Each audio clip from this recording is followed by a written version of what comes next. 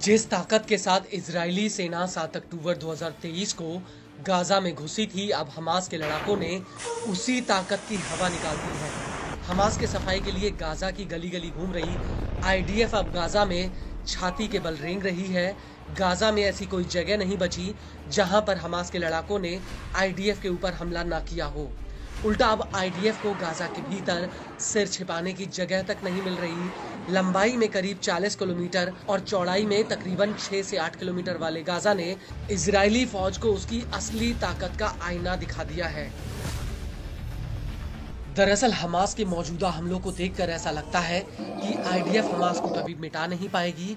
वो इसलिए क्योंकि गाजा के घर घर में हमास के लड़ाके रहते हैं और हमास को मिटाना मानो पूरे गाजा की आबादी को मिटाने के बराबर है। और हकीकत में इजराइल ऐसा कभी कर नहीं पाएगा। जी हाँ, हम बात कर रहे हैं गाजा में आईडीएफ के ऊपर हुए एक और भीषण हमले की, जिसमें इजराइल को भारी नुकसान हुआ है। दरअसल केंद्रीय गाजा के उत्तरी नुसरत कैंप में आईडीएफ के ऊपर एक बहुत बड़ा अटैक हुआ है। यहाँ पर हमास के लड़ाकों ने आईडीएफ के एक मेरकावा टैंक को ही उड़ा दिया। हमास ने इस हमले का वीडियो भी रिलीज किया है। इस वीडियो में साफ दिख रहा है कि कैसे दूर आईडीएफ का एक मेरकावा टैंक खड़ा है और कुछ ही सेकंड्स में ये टैंक चलने लगता है और उसके ऊपर हमास का एक लड़ाका फायरिंग कर देता है। इसके बाद हमास का एक लड़ाका इस टैंक पर रॉकेट से हमला कर देता है, जिसमें जोरदार ब्लास्ट होता है। और इस अटैक के बाद हमास के लड़ाके उत्तरी गाजा के जबालिया कैंप में आईडीएफ के ऊपर एक और बड़ा अटैक कर देते हैं।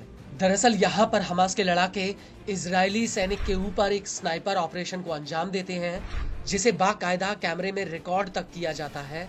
हमास के इस वीडियो में साफ दिख रहा है कि कैसे दूर आईडीएफ के 5 सैनिक एक टैंक के पीछे खड़े होकर आपस में कुछ बात कर रहे होते हैं।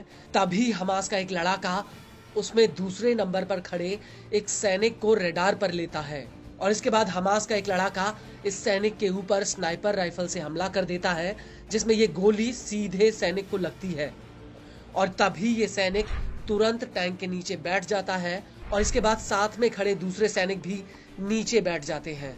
हालांकि ये साफ नहीं हुआ कि ये गोली इस सैनिक को लगी थी या फिर ये गोली टैंक में टकरा गई।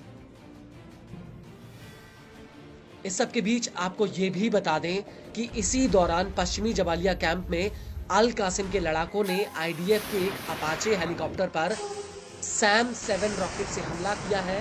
और इस हमले के बाद अल कुद्स ब्रिगेड्स ने आईडीएफ को एक और बड़ा झटका दिया। वो ये है कि अल कुद्स के लड़ाकों ने खान यूनिस शहर के ऊपर मंडरा रहे एक इजरायली एवोमैक्स ड्रोन को कब्जे में ले लिया। अल कुद्स ने इस ड्रोन का एक वीडियो भी जारी किया है, जिसमें अल कुद्स का एक लड़ाका इस ड्रोन को कैमरे में फिल्मा रहा है।